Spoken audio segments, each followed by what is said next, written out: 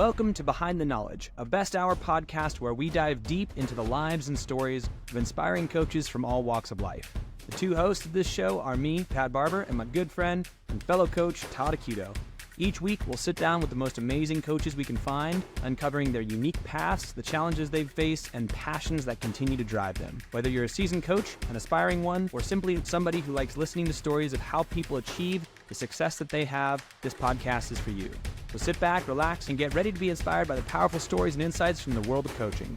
This is Behind the Knowledge. Let's jump in.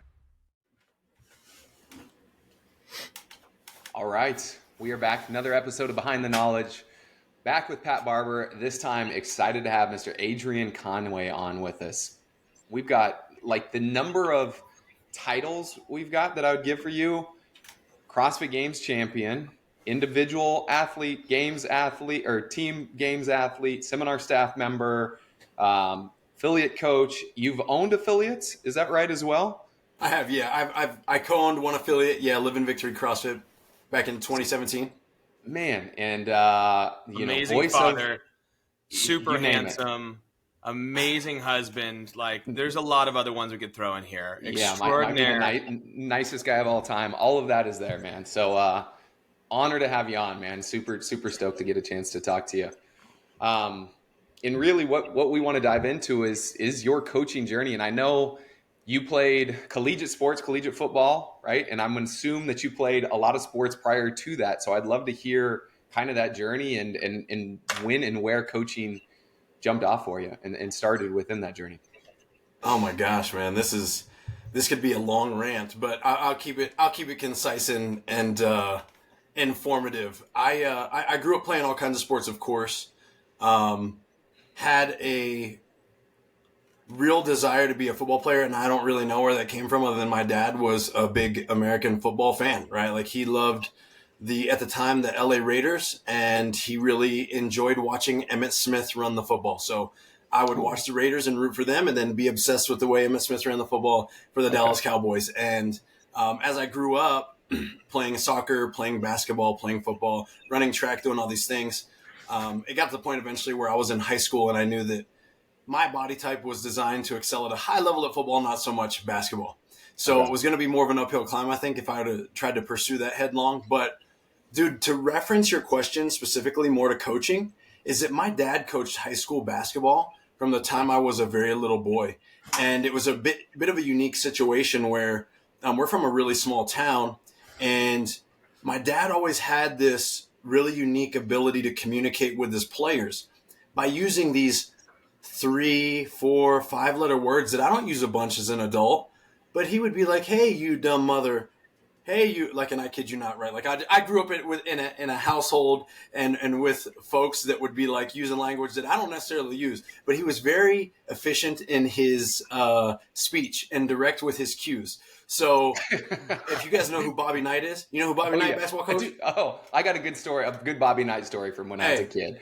Well, I grew up basically sitting on the bench watching my dad coach, kicking benches, and mother effing the referees for their bad choice calls, of course, and all this kind of stuff. So I say all that not to poke and prod at my dad and his coaching style, but like, I was always around people coaching, right? Like, I watched him deal with these teenage boys and the problems that they were going through. I watched him help people through life circumstance and situation. I helped him deal with watched him deal with disciplining players in very different ways, right? Him teaching and training a certain individual very different than someone else. And it was all based on like where they came from, who they were, right? And I became aware of these things as a pretty young human, which I think was a huge advantage in life. So I think that's where, and I didn't realize this until probably like 10 years ago, that I think I got my passion for coaching initially. And then to bring it back to my athletic background, which was your question, is that because I had this desire, man, to make it big as a football player, I was a nerd about fitness and training for my sport.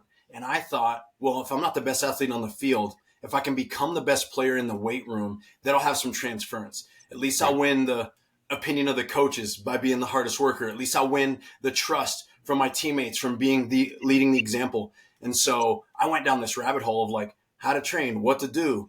I was in the weight room from the time I was in 8th grade, So I was doing all these things. And I think, of course, it led me long story short, to where we are today, where I wasn't good enough to make it to the NFL, man. I played a couple years of arena football, and that was a very hard life for not much reward. Right. God willing, I found CrossFit because I was scanning the interwebs and seeing what was available out there to expedite my coaching career. Dude, that's such an interesting just dynamic in story, especially around your coaching, like paying attention to your father coaching and what you took away from that. Like I looked at that and I saw coaches and I was like, oh man, I like the sport that I'm playing. I love the influence that they had on kids. I didn't look at the way that they interacted with them on an individual level, right? I didn't have the bandwidth to realize that was the case. So pretty darn cool that was where your head was at already as a kid. Now, was your coaching journey, did it start in CrossFit or in fitness, or did you do any coaching like of sports, of football, basketball, any of that stuff before you got into coaching fitness? Yeah, it did not start with CrossFit. So, coaching was my plan B, Todd. So it was like I had this realization, I went to Weber State University here in Utah. I'd had a pretty big injury-plagued career, which led me to having two choices. One, I was going to specialize in like physical therapy and deal with athletes that are dealing with these problems that I had and help them through. Or I would study human performance and which is also a kinesiology, 4-year track or whatever. And so I would start to navigate like, well, how do I create a better athlete so they don't have to experience what I experienced and all these things? And so I chose that route. I found myself, like I was in a couple classes and I found myself getting frustrated dealing with people recovering from injury. Like it just wasn't fun for me. Right. Okay. So I was very interested in though, can I make you bigger? Can I make you stronger? Can I make you faster? Like, cool. That checked a lot of boxes for me. And so I studied that at Weber State, and it was, of course, a two thing. It was very selfish because it taught me how to train better in the weight room that maybe was overlooked by my strength conditioning coach. At least I felt at the time. And it gave me the tools to have a pretty decent understanding of human anatomy. I started to understand some physiological adaptations, although from a university perspective, like there's a lot of gaps that don't get filled when it comes to coaching and becoming a real coach. But because of that baseline of understanding, man, what happened is that every summer we had to stay here in Utah. We couldn't go home. We had like 3 weeks. We got to go home and take a break. So I had to get a job because you're not getting your scholarship. At least at this level at the time, you weren't getting your scholarship money through the summer. Yep. And luckily enough, I went to church with this guy who was already in like the performance training industry. And I got a job doing speed and agility training for him through the summer. From the time I was like 19 years old was my first job and opportunity. I tell people like, this is not an exaggeration whatsoever. The only thing I've ever done my entire life is coach. Like I never had a real job. I don't know how to do adulting that great, but I do well enough at this thing where I've never had to do like, the desk thing. Well, now sadly enough, I do so much of what I do from here, but you get the idea, man. So yeah, it started outside of that in the performance side.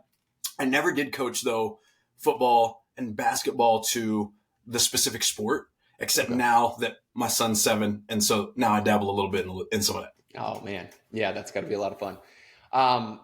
So it sounds like you were working ideally with athletes that wanted to improve their performance. And that's oftentimes a lot different than we interact with in the affiliate, right? Where it's just everyday people that are just trying to be a little bit healthier, a little bit fitter. And I think you're somebody from the outside looking in, at least, that does a really good job of kind of balancing those two worlds. We typically see coaches that either go after the elite level athletes or just stick to the everyday athletes. And it seems like you kind of do both. Is that the case? And if so, how did that path veer from elite strength and conditioning now to like the general pop that we typically see in CrossFit, and kind of how did that even move into the CrossFit world in general? Yeah. That's a cool question. I think I don't often think about this transition, but I think because of what I got to watch my dad do and start to understand in regards to meeting people where they are and how you either approach training them or whatever it might be. I came into CrossFit with the desire to compete at the CrossFit Games. Okay. So it wasn't with this like, oh, I'd really love to serve the community. Oh, I'd really love to see people change their lives. It was more so like, wow, this is an outlet for me as I do this coaching for performance. to pursue my competitive nature still. And I really like this stuff, right? Like I had so many curiosities about it. So to answer your question, Todd, with those intentions coming into the space, I had a very different perspective on how to utilize the points of performance and how to utilize linear progressions and strength work to help people specifically get better at what we categorize as mixed modal training, right? CrossFit, the bread and butter, the sweet spot of what we do. So there was this balance of the way that I approached it early. And what I found was, of course, I was training in the four walls of an affiliate between Ute CrossFit and Wasatch CrossFit here in Utah. Because my origin story with CrossFit, real quick, is that I found it through Damon Stewart, who owned Wasatch CrossFit in 2010. He invited me to come be a part of the Open there. And he was like, dude, how did you come across him? What did he meet you through your what you were doing with the strength and conditioning? Yeah, I can't make this up. He walked in while I'm doing the workout called Kalsu Why were you doing that? Wait a second. Why were you doing that? From just searching on the internet and finding CrossFit football or what? 100%. So it was this synonymous place where my life and background combined with CrossFit was CrossFit football, what John Wellborn had designed there, right? And so I had really dove into looking at that, and I actually used that for a lot of my training when I was still playing arena football. So it was like I was living in this dual world for a little bit, and then in 2010 I took the plunge and got my level 1 in November, and it was because where I had worked for performance enhancement training, every year they would cover one new certificate course or one new certification I could take, and I saw level 1. I was like, yo, that's a little pricey out of your boys' price range at the time. And so I was like, hey, would you guys be willing to cover the cost of this for me? And so myself and another coach, we went and took the course. And of course, that was really my lights on, life-changing moment. But at the time, I was still coaching at this performance enhancement facility. But now utilizing CrossFit and now knowing about the CrossFit Games, I had no idea how I was going to compete there or even how to do it, right? Because at the time in 2010, the Open hadn't existed. Like all these things weren't a thing.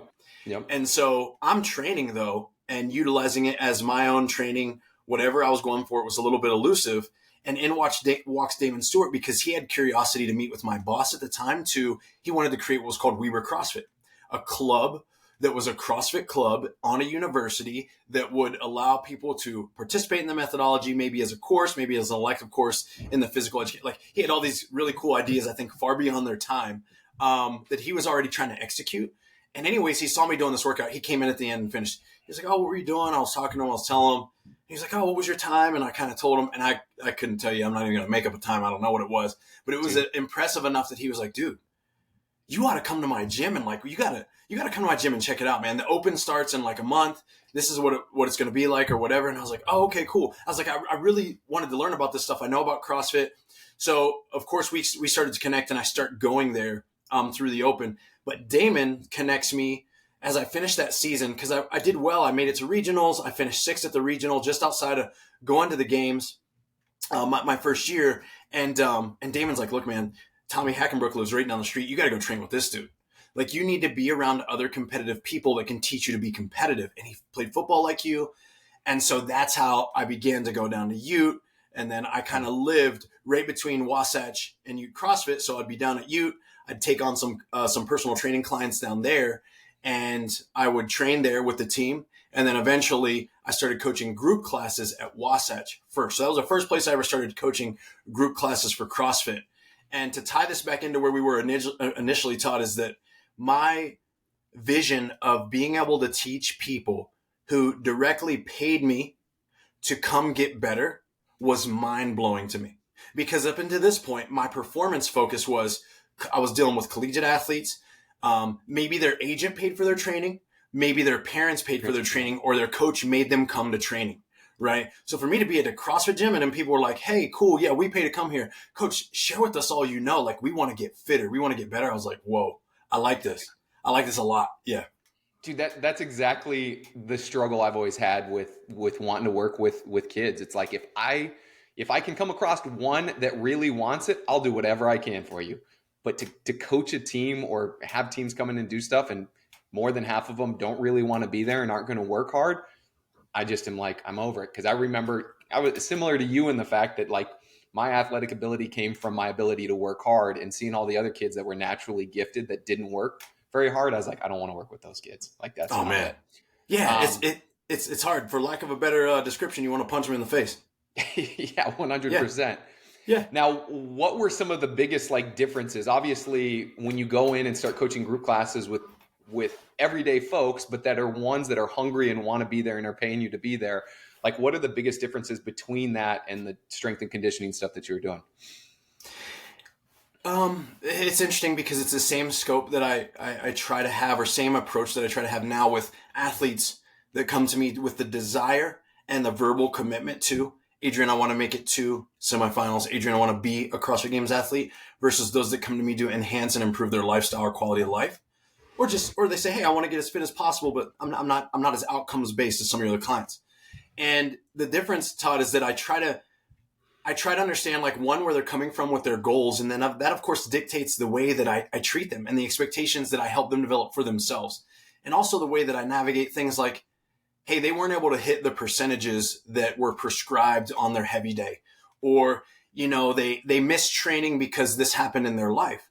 Well, these lifestyle clients, I have a lot more grace for, because one, they're pursuing this just to better themselves. And so in order to do this for a lifetime, they've got to understand life balance. I want them to understand that, they're going to miss days. I want them to understand that there are going to be days they're going to have to back off from intensity. And this navigation with their self-talk might not feel that great because they're foreign to it, because they really do like to work hard. You know how most CrossFitters are wired. We all got this little thing that's ticking in our brain that's probably a little off kilter, right? So yeah. When we have to submit to like treating our bodies nicely or giving ourselves grace, like we don't do great with that.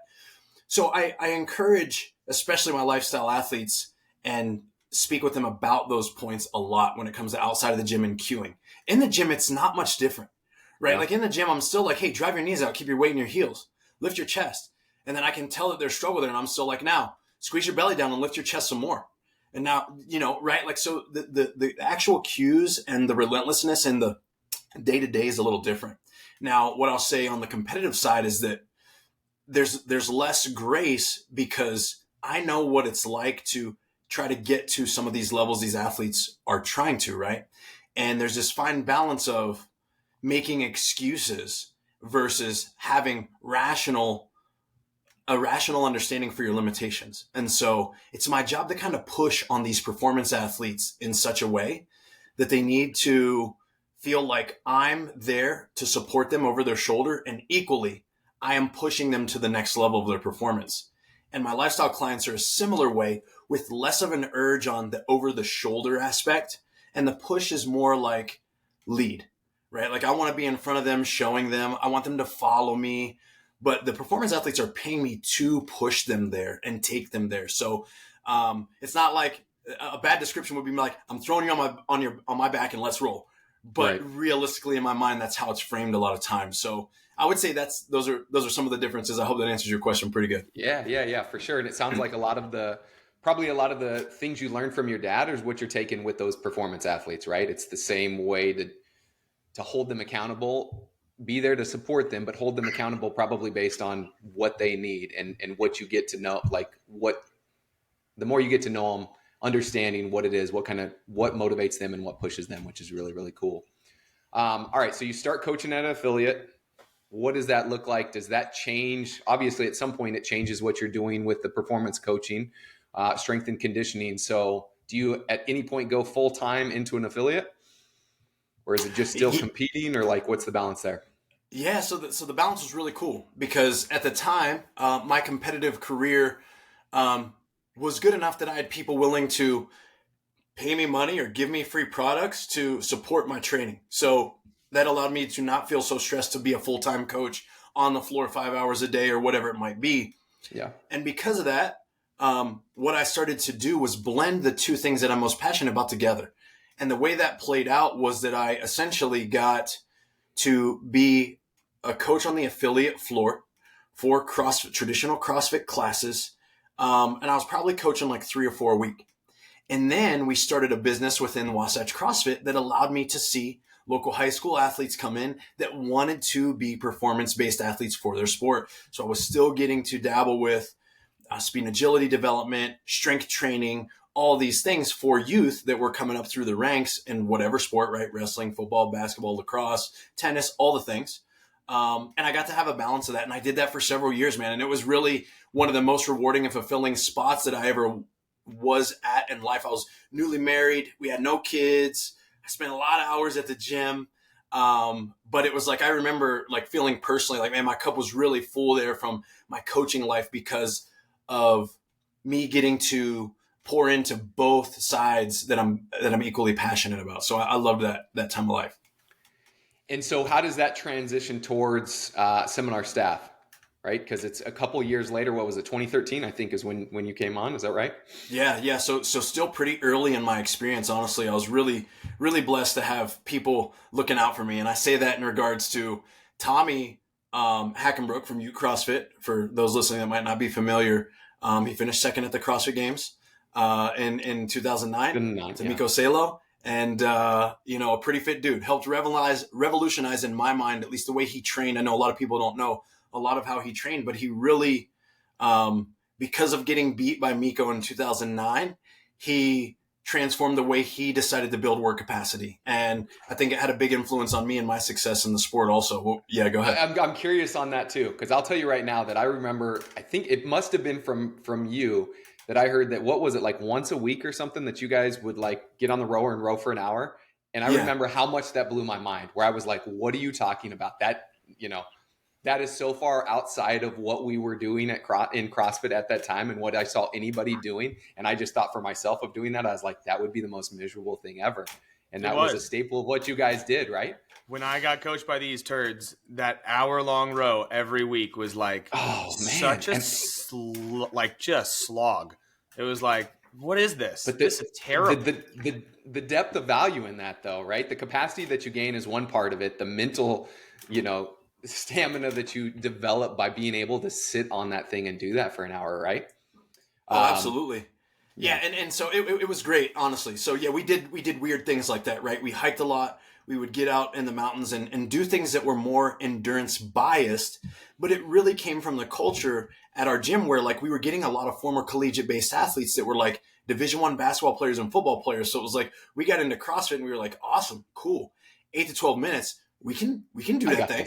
We can do that. And then you get us outside of that. Local muscle endurance was trash. Chippers were trash, right? Like you get us outside 20 minutes and we're like, okay, this is awful. Or like for me, even as a football player, I could run decently for a couple miles, but you get me outside of 4 miles and it was bad news. And it took me forever to recover. And then also,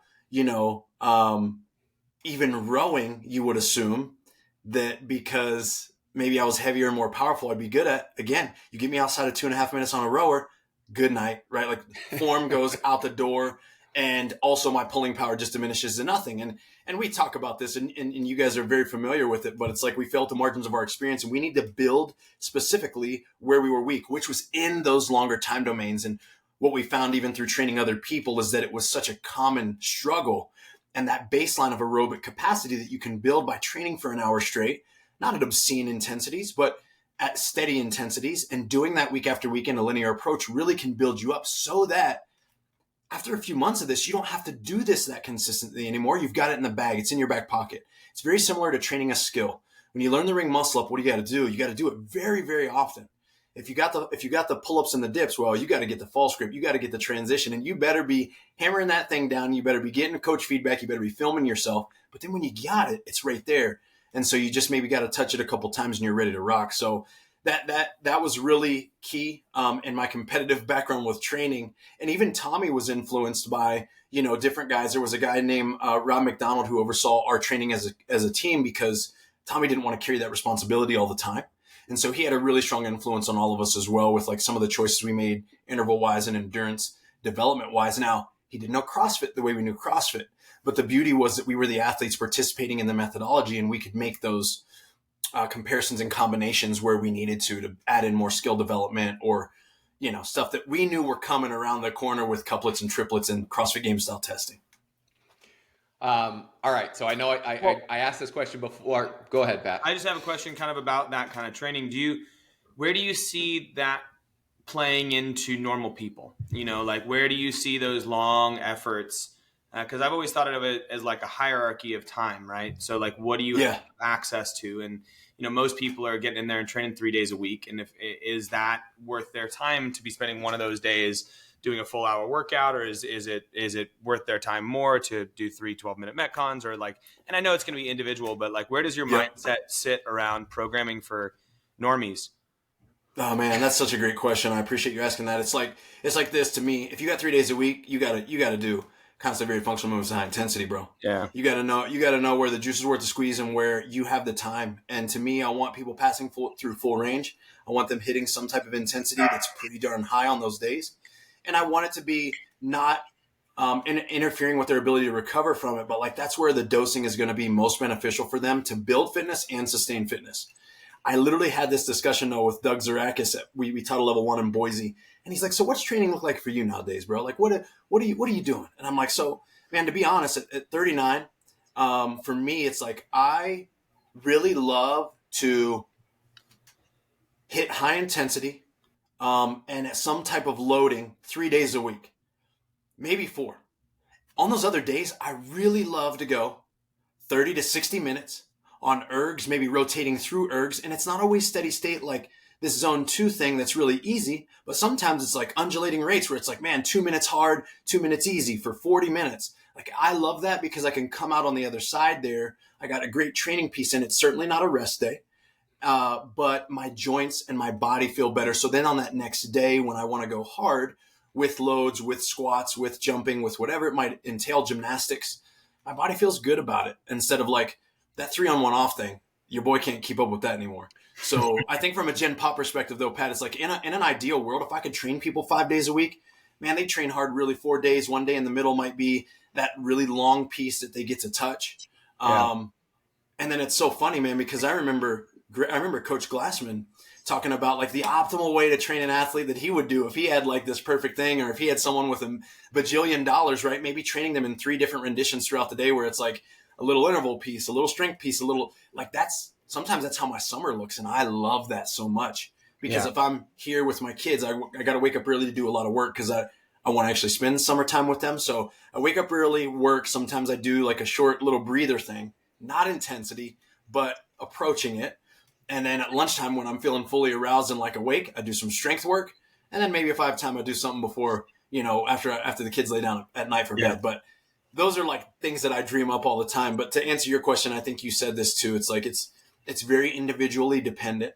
But I'm a big fan as we push people through age and through experience in this space, because now we're just getting to this point where this topic of conversation is really important for us to be able to pivot and adjust to our clients, because now we're here where people have been doing CrossFit for 15 years.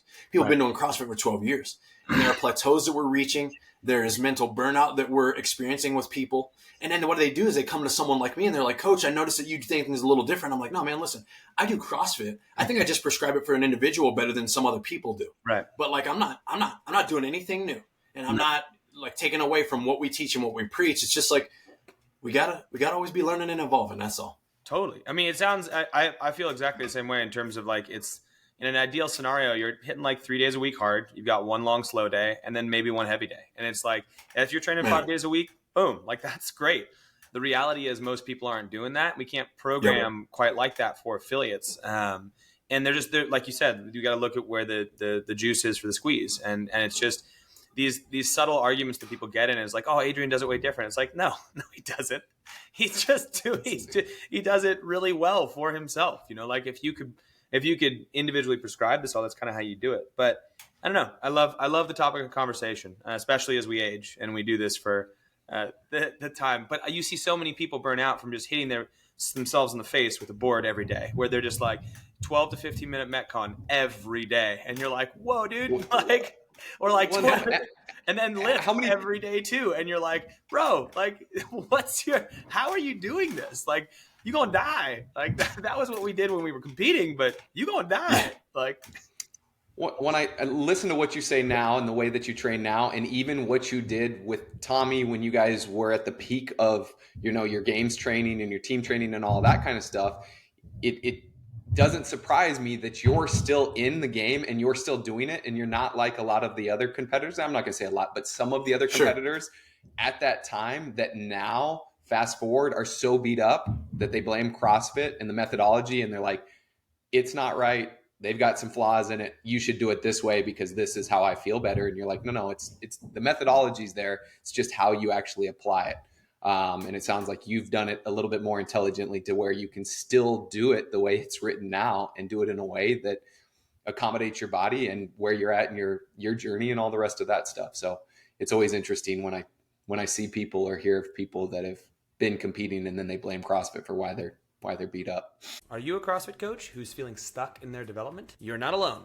Many coaches lack good guidance when it comes to how to develop as a coach. They either don't have strong examples they find themselves around, they may lack support from their gym owner, and they just feel unprepared going into their next credential. That's why we made the Knowledge Pro, to fill that gap. It's a mentorship program built for coaches like you. It uses the Knowledge Daily, our comprehensive video library, as well as extra content that we put directly into the Knowledge Pro on our live weekly calls twice a week to mentor you and get you to the next level of development. We've got progressions, we've got scales, we've got one-off tips and tricks, we've got full coached classes by level 4 coaches so you can see an example of what it means to do this job well. All of that will also be walked through each week on those live calls, so that you have a soundboard to bounce off of and a group of coaches looking to be better to help support you in your endeavors. Coaching isn't just knowing what to do. It's also knowing how to do it. And that takes 2 things. 1, an example, and 2, practice. Practice is on your end. You got to go out there and do it.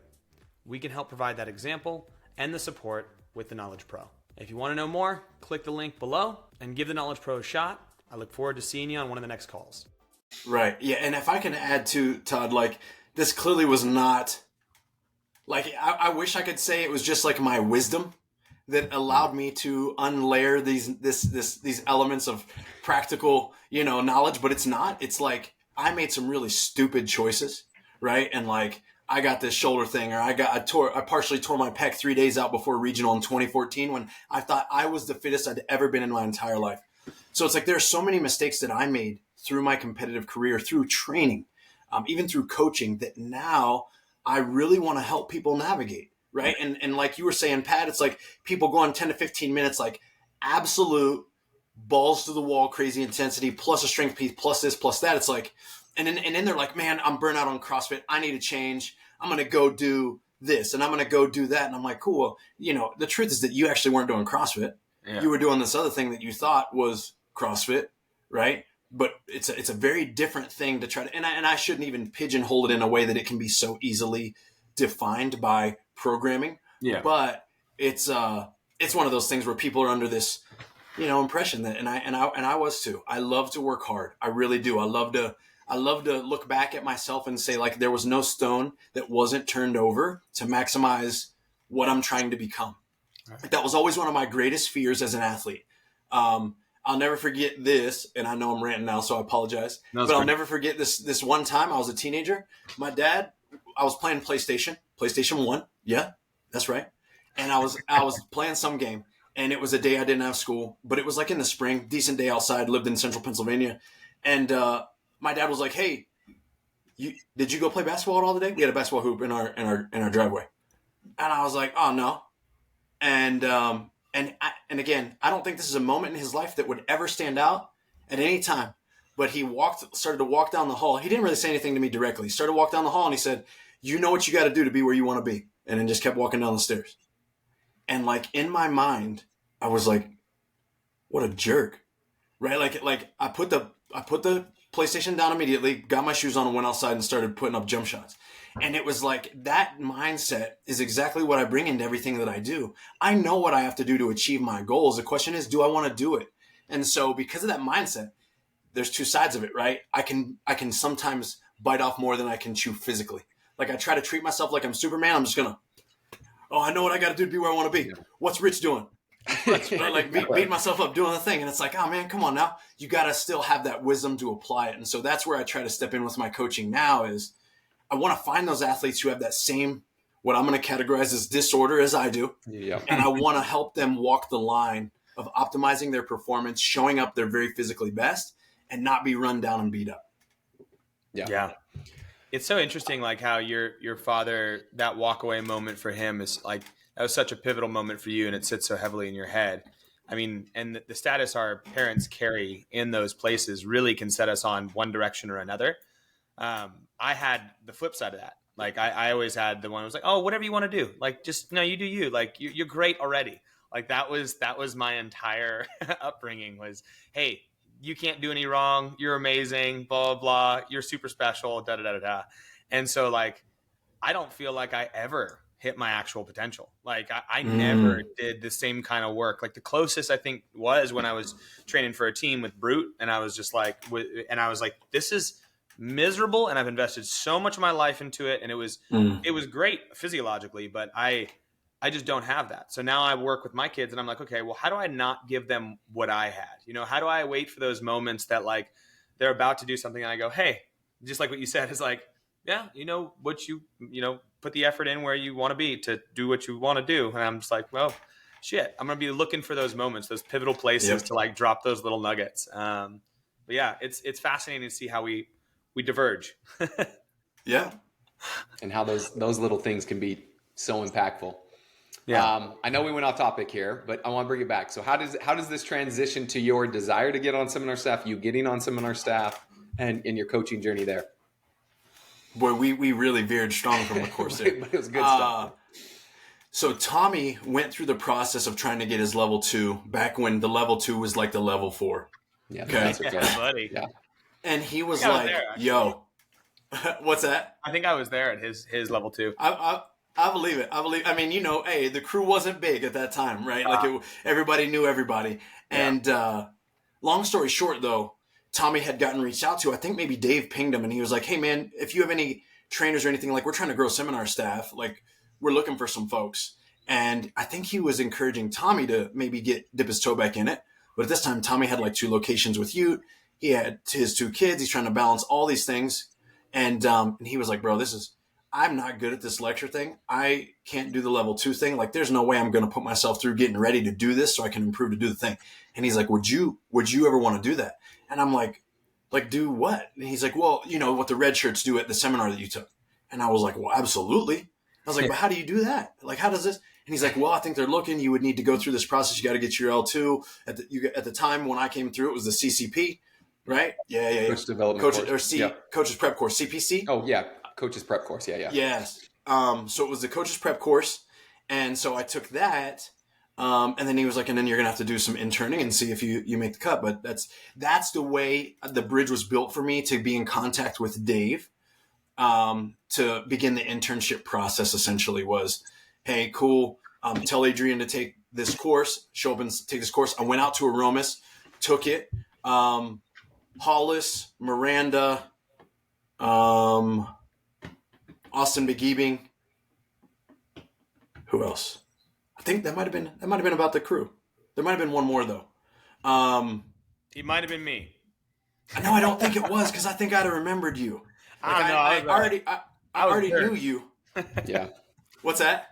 I was quite a turd, so I don't know if you'd remember me. But I already knew who you were and like everything from competing and seeing you on the journal and all that stuff. So I think it would have stood out more. So that crew though, anyways, I get that done and they're like, okay, now you got to start the internship process. And then my first internship was here in Park City under Eric O'Connor.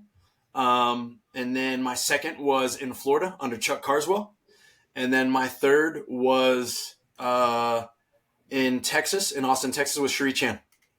And then I was on seminar staff. Ooh, what a mix of flows to do that with. Man. You go like, Lyric O'Connor, and then you go like, oh, Chuck Carswell, like smartest, friendliest dude of all time. And then you go like, Sheree Chan, who's like going to destroy you if you do not do well. And she'll do it with a smile on her face, and she loves you. But she loves when you do it right. I love Oh, my gosh. She's oh my so gosh, great. dude. Yeah, it was such a that was a great lesson immediately on feedback and personalities and how these 3 polarizingly different humans would give me different advice, different things to focus on, all this stuff, but still and true, it was to serve the greater good of the participant and what this level 1 was going to be for people. You know what I'm saying? Like, so I learned that early and I appreciated it. Like, okay, wow, these people all talk and communicate very differently. They all have this whole different like swagger to them and everything. And but I learned it quick. And in that final, to bring that to your point, Pat, about Cherie, is like when I was getting my feedback after day 2, like before we head to the airport, I was like, oh man, there's no way I'm getting on seminar staff with the way she's talking to me and stuff. Like, there's no way. And then she like wraps up this long piece of feedback with this long list of things that I need to do better. And she's like, but you know what? I'm going to give you the green light. So it's going to be up to them to say if you go or not. She's like, but be ready to work your first seminar next time. And I was like, what? I was like, oh, cool. Like, wow. And then that was also a lesson on feedback, bro. Like feedback, hey baby, it's here to make you better. It doesn't mean you suck, but you got to get better from where you are today. And then we got to keep rolling. So. Well, I do appreciate that you learned that after 3 seminars. It took me like 5 to 7 years. 7 years deep, I was always like, nah, fuck you. I'm right. Like, I got this. Yeah. Well, you took 3 seminars. That just goes to show where we're at in life with Adrian. Oh, man. So it sounds like just giving and getting feedback is part of what you've taken away from seminar staff, but I'd be curious to know what else you were able to learn since being on staff and how you've been able to apply that to your other coaching. Obviously, you coached at affiliates. Now you do some online stuff. And you guys are one of the first online programming with Brute that I know of that brought a bunch of different people in. There was a couple individuals that were doing things, but that you guys brought a team of coaches in. So I'd be curious to know kind of that journey. And then also, how did your work on seminar staff start to impact some of that stuff? Yeah, man, it was... We were ahead of the game for sure. And now, of course, the model's been copied in a ton of different ways. Yeah. But there were really fruits in it because we got to work with specialty coaches. And I was very fortunate enough to be, the primary generalist on staff, right? So it was like, I was kind of like the guy who took what Chris Henshaw was programming, what Matt Bruce was programming, what Nick Sorrell, our gymnastics coach, was programming, and tried to blend it and mold it together to make something that was like not contrived, but still built a better CrossFitter and not just a specialist doing the thing somewhere else or segmenting training too much, doing the thing. Like, this was always a line that was very difficult at Brute to toe because of the one who did that. You were the one who did that so well. And when you left, it became all the specialists and their only pieces. That was fascinating to watch because I was like, dude, you guys are not doing CrossFit, doing a bunch of components and putting them together for athletes and hoping they do well in CrossFit events. But when the original days, that was you. Okay, cool. That makes way more sense as to like where it evolved to. And anyway, keep going. Yeah, no, and I appreciate you bringing that up, Pat, because clearly like back, some odd years ago, several of my friends started to depart from Brute. Chris went his Mayhem way. Mike went, and Adi went to focus more on WAG, and all these things started to happen. And I found less passion being there because I loved that I worked with my friends. And so as that stuff started to unfold, I ended up, setting myself back away from that and focusing on other things all the way back to just after 2017. But long story short, that blend is tough and it was difficult. But what being on seminar staff always stayed as a constant reminder was the importance of mechanics, consistency, and intensity. And I mean that in such a way that, of course, that's our charter to continuing to develop athletes and making sure that we prioritize safety and all that fun stuff in the 4 walls of an affiliate. But at high level competition, it is very commonly ignored when you see someone with talent moving that you just let them move. And they just do the thing, and you're like so impressed by the way they do the thing, you forget that like your job is to make that thing better. And if you see someone's hips rising without their shoulders in a deadlift, well, just because they're deadlift 630 doesn't mean you shouldn't cue them to fix that, or maybe make it better because that 630 deadlift could be 660 or whatever it might be. And so for me as a coach, that's the constant reminder. I'm taking these semifinal athletes who have come from other places. I mean, this is live stuff happening right now. Semifinal athletes that are coming to me or like changing the thing they're doing. And I'm like, hey, your toes need to be turned out more in your squat. And they're like, yeah, but like, I don't need to do that. And I'm like, no, I'm telling you because you need to, because do you want your chest up when you front squat or no? Because your butt goes back right now because you have no room for your hips to settle between your heels. Widen your stance, turn your toes out. And then I remind them, like I sound like a prick sometimes, but then I'm like, hey, guess what? Chris Spieler told me this in 2013, that I needed to widen my feet when I front squat because I can back squat like that. But if I widen my feet when I front squat, positionally, I'm in a better place and I can express more strength. We care about what your strength can do, not about what you potentially could do, right? So all these things are conversations that I have. And Todd, to answer your question, that's what seminar staff not only reminded me of back then, continues to remind me of now, is that we play a very detailed game, and our methodology hinges upon, even for the day-to-day athletes, the way you do the thing. And so for me remotely, it's quite exhaustive, but it's a lot of times, hey, film yourself from the side. That was a poor angle. I need this angle. Then I'm slowing down a video to watch it. Then I'm giving them feedback. And it's like, sometimes, some days I'm like, I wish this person was just here in front of me, but equally, Right. it's the way business works and the way life goes with the sport that I'm playing. So that's the tough part. Dude, that's great. And I think you got to learn so much from the specialists too, because that was what my view of the specialists was like, dude, you can make me more efficient at the thing that I don't know as much about. I love Correct. the fact that you can do that. Now, your gusto around how important that is incorrect. But I do appreciate that you can make me better at this. Like, but each one was so like, hey, no, my thing's the thing. My thing's the thing. And it's like, no, all your things put together are the thing that I'm trying to do. But that like level of detail that you took from all those coaches and then continue to apply that through that mechanics, consistency, intensity charter. I love it, man. Especially on that high level. That's really cool. So that kind of leads us to some degree where you're at today, right? Because you've got a new training program, True Fitness, correct? Tell us more about that, and what are you guys doing? What is that? And then I'm assuming this is online, and then I want to hear more about how you're actually coaching people online, because that is the thing when I find people are following some other program or they're working with an online coach, and I'm like, oh, they're writing you workouts. Great. You still move like trash. You're not going to get nearly as good as you could if you move better. So I'd love to hear that you're taking this thing that a lot of people are doing it, but it sounds like you're doing it in a different way. Yeah, I mean, I don't know that I'm doing it much differently. I could be, and I hope I'm not, because I think clearly, when you write up a program for someone, the program is cool, and the program can be a great program, but it's all about how you follow the program. So for me, right. I started True. I started True in like 2021. It stands for Train to Rise Up. It is a place where I nerd out and write programs, and I have got a bunch of programs that exist there. There's an all-access track you can follow. There's a strength program. There's an aesthetics program. There's all these things because people like to do things, and not everyone's like me, and I like to veer from the path from time to time myself. So I don't shy from that or hide from that. Sometimes you'll see me in the gym doing lat pull downs and bent over rows, baby. Like that's what makes me feel good, and I like it. So that's part of what I offer, right? Very generalist flavor. You a la carte do your thing.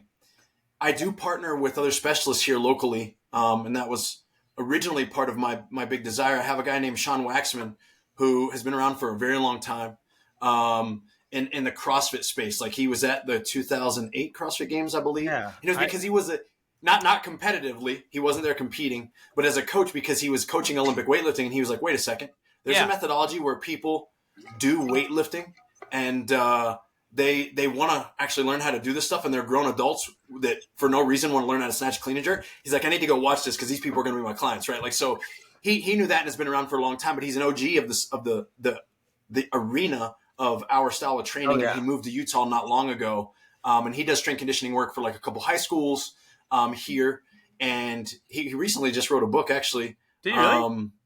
Yeah, man. He was just on Mark Bell's. He was just on Mark Bell's podcast. I was like, what? No way. Good for him. How'd you get on there? Yeah. Dude, he's old school, and he was so good back in the day. And he's a quirky fella, but like he's always been so nice and so nerdy when it comes to fitness. Like I've loved him over the years that I met him. He really does have those Coach B vibes, right? Like Junkyard Dog, like he has zero tolerance for like, I kid you not, this is a quick story and then I'll be back onto the true thing, is that we're teaching a seminar because we do host seminars periodically here in Utah where I'll do a seminar building into maybe the open or quarterfinals for people who want to really refine what they got going on. But there's a big aspect of mechanics. Sean comes in, we film some people do Olympic weightlifting, and we do classroom feedback where someone's on the screen, and of course everyone's soaking in this one person's feedback. I kid you not, there's someone up on the screen doing a snatch or something, their body gets out of position, and he literally just says out loud, now that's just weakness right there.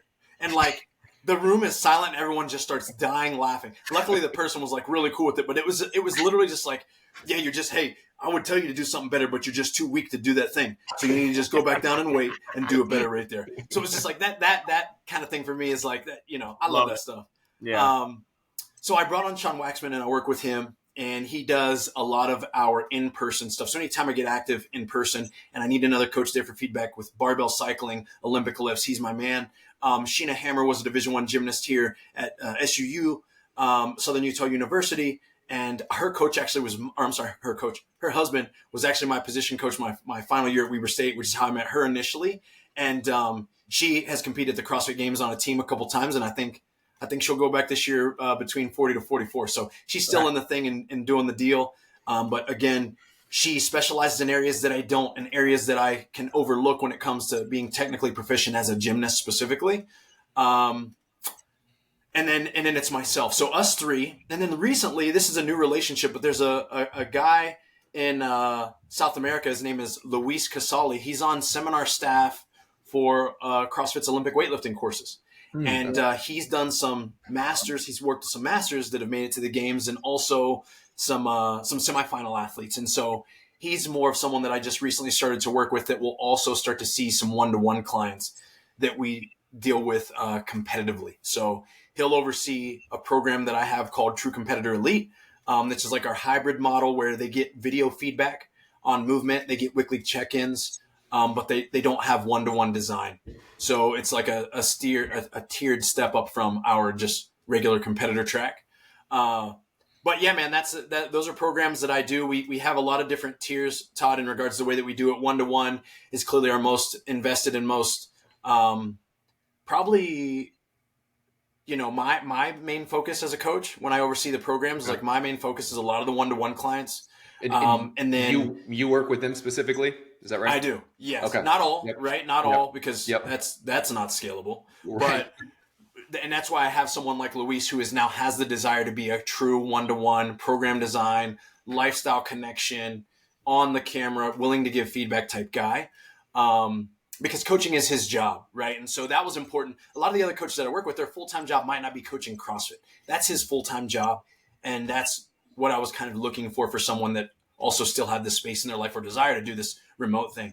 And then we have just group program tracks that people can follow. The newest thing that we have is called True Competitor Elite, like I mentioned, where they get all these perks with a more one-to-one connection without the one-to-one cost. And then they're put on a specific track. So that means like, Todd, you might be on the endurance track for True Competitor Elite, and Pat might be on the strength track for True Competitor Elite because of the way that testing numbers kind of showed your needed bias. But to even describe a little bit about my approach with one-to-one or the ways that I do things differently is that I think program design is cool, but a lot of what I offer to people is that I've got the experience on the competition floor, that I've worked with a lot of high-level achievers, even guys that have gone on to play in the NFL from a sport perspective. And so from a psychology, from how to work, from how to balance your work with your life, from all these different things, I feel like that's some of the best stuff that I offer people. And I can't give that to them through just writing them a really cool program.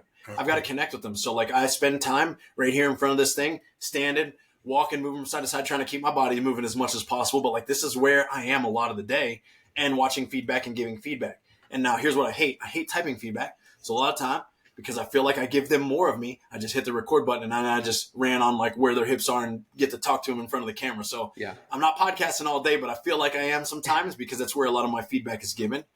But yeah, those are the things that I think bring a lot of our athletes the most fruit for their investment, and obviously working with us as an organization. And then people that are regional to Utah, I'm fortunate enough to have a great relationship with Carson Welty, who owns and operates Wasatch CrossFit.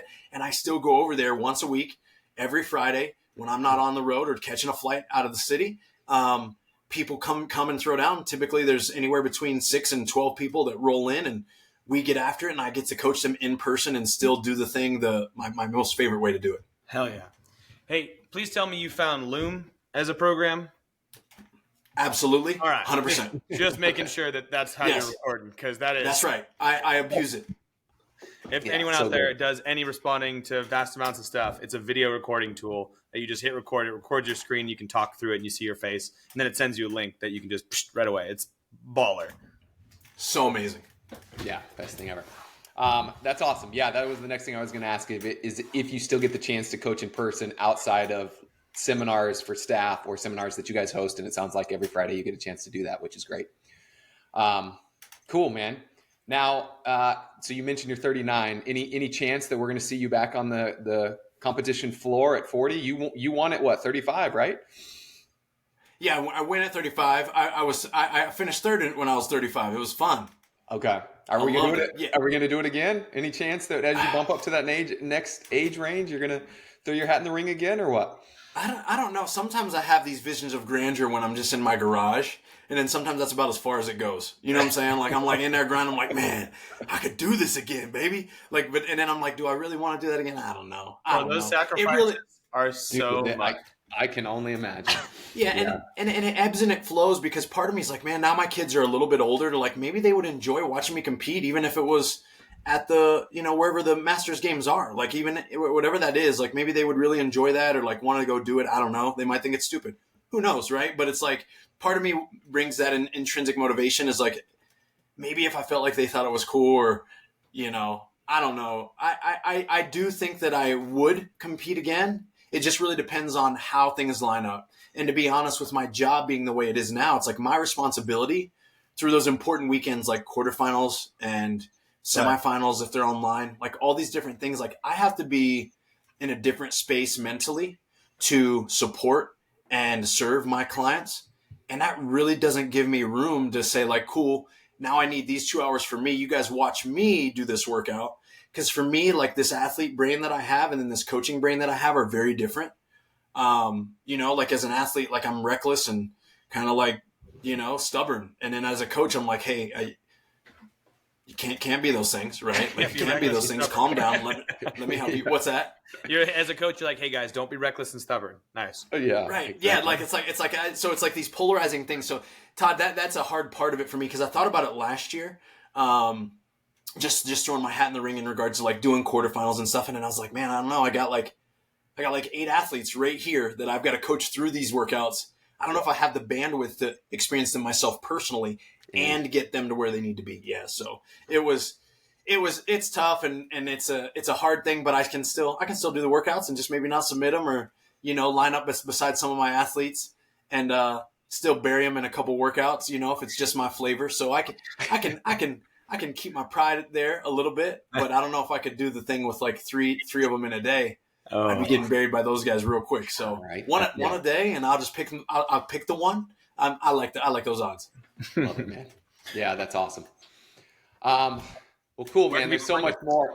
What's that? I was going to say, where can people find you? I mean, there's so much more we could talk about, but we don't want to hold you longer than this hour. So where can we find you?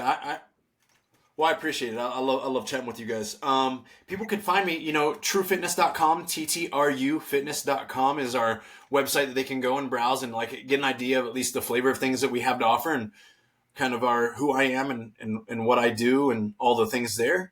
And then on Instagram is something that I'm probably most active on, which is at Adrian Conway _. You can see it right here. And if you're watching the video, what I have, on the display. So at Adrian Conway _ is the place to follow along the journey. And I think I love all of your posts on Instagram because like they're at times a little pokey to people, like in terms of the way you're doing it, but it's always so like kind and intelligent where I'm like, you're not just being a prick, like you're doing it well, where you're like, hey, I'm going to poke the bear a little, but I'm going to do it through this kind, intelligent way. And then we're going to have a discussion about it. So like, I've always appreciated your stuff. And over the years, every time it pops up in my feed, I'm like, yes.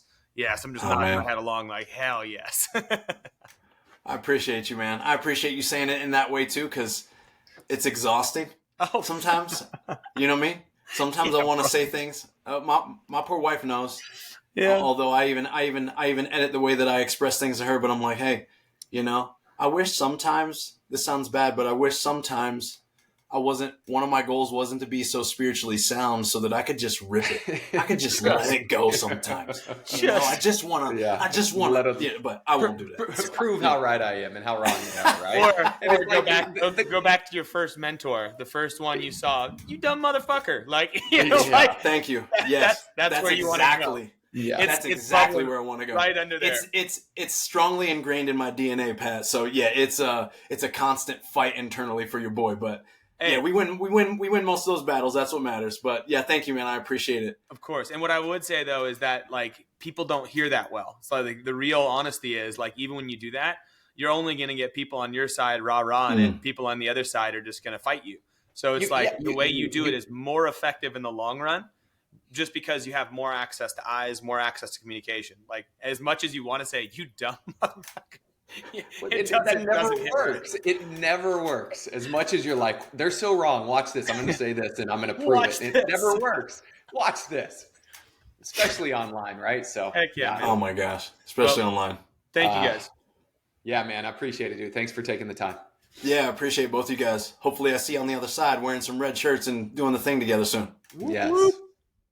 Thanks for checking out this episode of Behind the Knowledge. Now, if you want help developing your coaching and to learn from us directly, check out the Knowledge Pro. There we host live calls with our coaches every week where we discuss content together and work on skills to improve our on-the-floor coaching ability. To learn more, you can head over to besthouroftheirday.com/the-knowledge. And if you found this content helpful, we're going to be releasing new episodes every week, so subscribe to the podcast and share it with a friend. Thanks again for listening, and we look forward to seeing you again next week.